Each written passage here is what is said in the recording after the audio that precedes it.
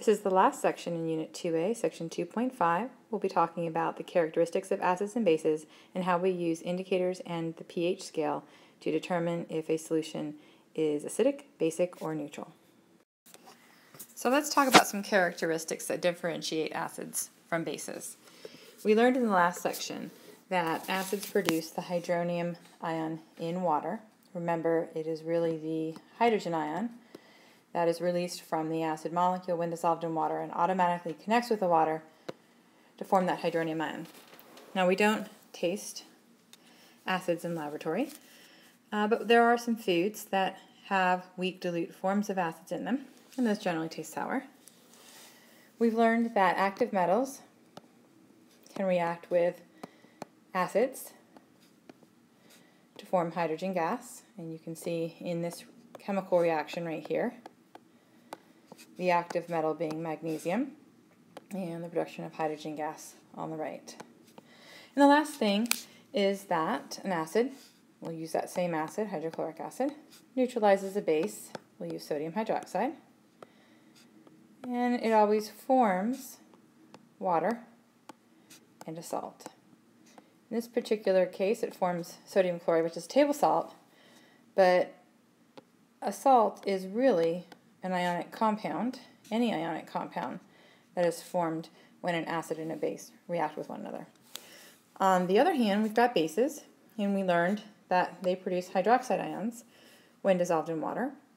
Under the same circumstances as before, weak dilute bases will taste bitter, they feel slippery, and they will also neutralize an acid to form salt and water. We could use the same example we just did over there. What they both have in common is that when dissolved in water, they form ions, and it is those ions, those free-moving charges, that conduct electricity. So both acids and bases are called electrolytes. So this is just a snapshot of some common household acids and bases. You can see on the left we've got lemon juice, vitamin C, which is ascorbic acid, and looks like baking powder. On the right we have bases such as Drano, baking soda, oven cleaner, ammonia, and so forth.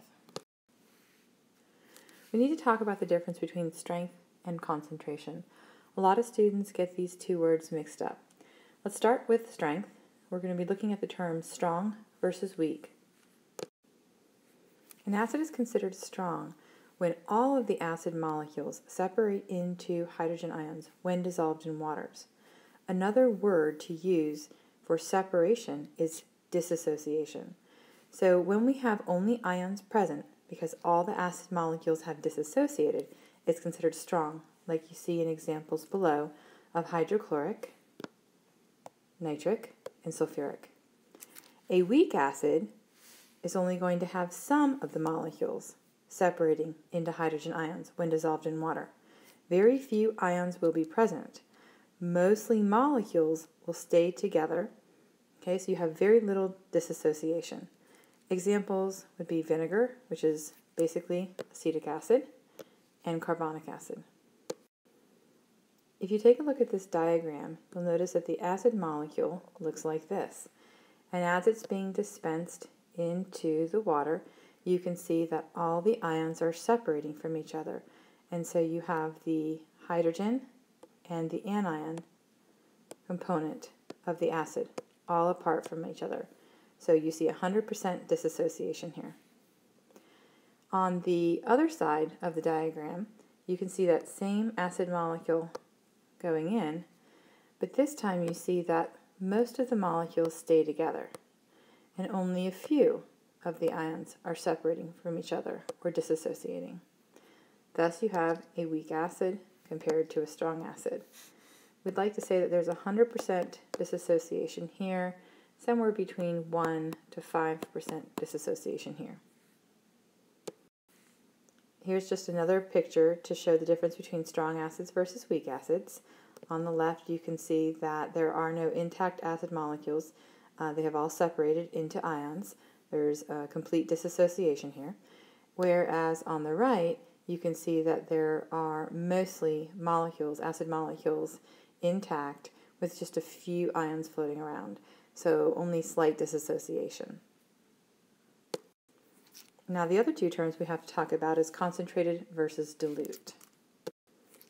These terms refer to how much of a substance is being dissolved in the water. We're going to say that the solvent is the water and the acid molecule is the solute. So solutes get dissolved into solvents.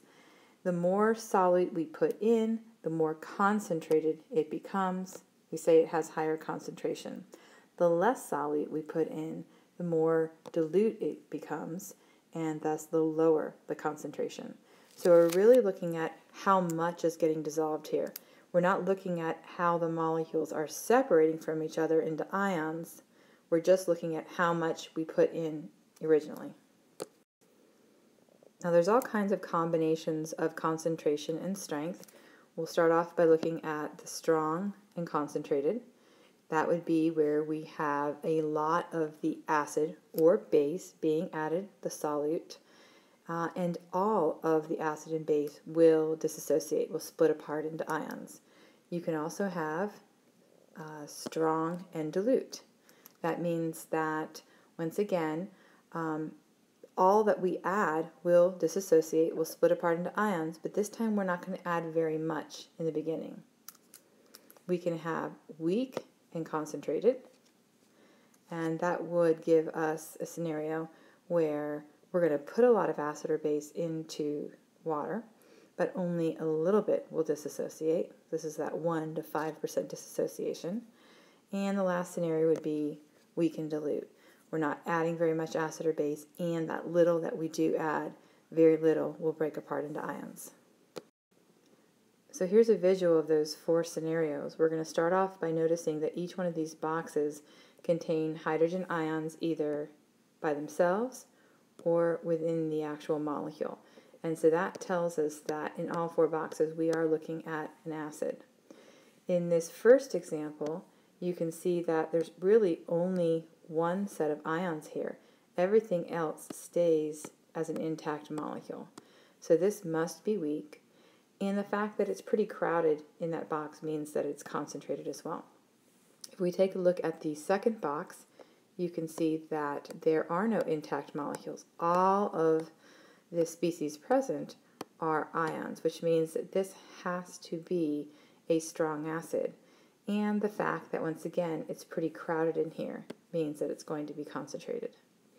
In the third box, you can see that mostly the intact molecule remains only one set of ions. So we know that this has to be a weak acid, and it's kind of sparse in here.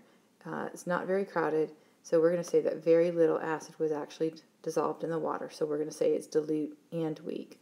And in this last scenario, you can see that nothing but ions are present, which means it has to be strong, and it's not very crowded in there, so it has to be dilute. Not much solute has been added. 2 slides ago I mentioned bases when we were talking about the different scenarios of concentration versus strength. I just want to remind you that bases follow the same pattern as acids. A common misconception out there is that acids are more dangerous than bases, and that's simply not the case. I want you to know that the stronger an acid or base is, and the more concentrated it is, the more dangerous it is. So just to kind of give you 2 points of interest here, vinegar is an acid, acetic acid, and we use it in our foods, and it's perfectly safe. It's also a very weak acid, and we use it in dilute form. However, sodium hydroxide, okay, which is a base, is very caustic, and especially if it's concentrated, it can do a lot of danger to us. It is a strong base, and so that's what makes it very harmful to us.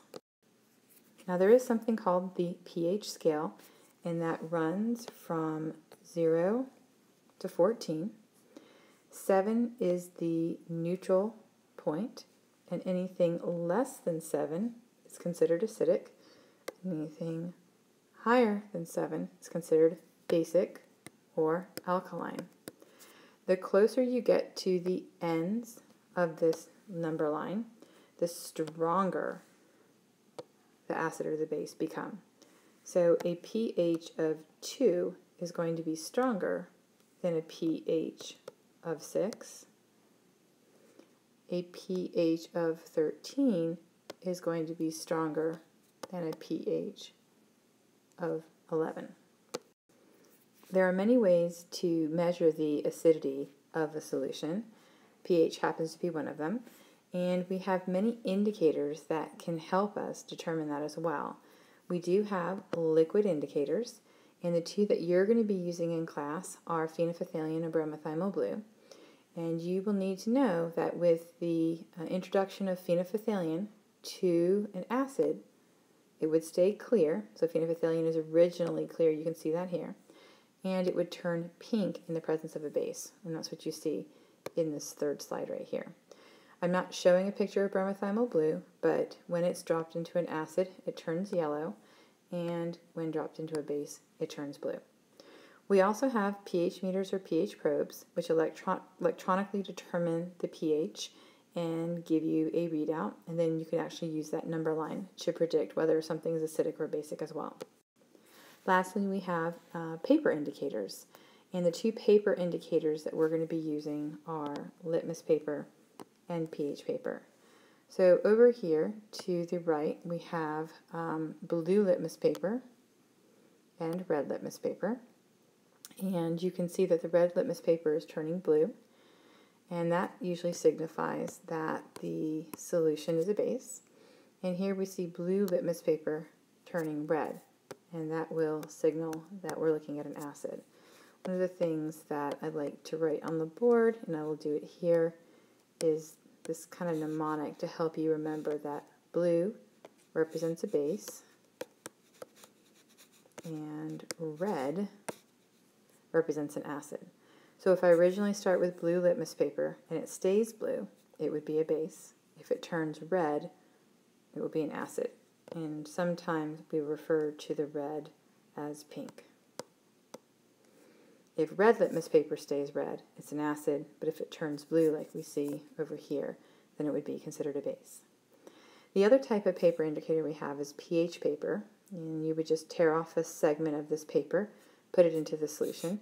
It turns a color which matches to a pH number. So let's say we get this color. We know that's a pH of 3, and you can go back to your pH scale and determine that a pH of 3 is acidic.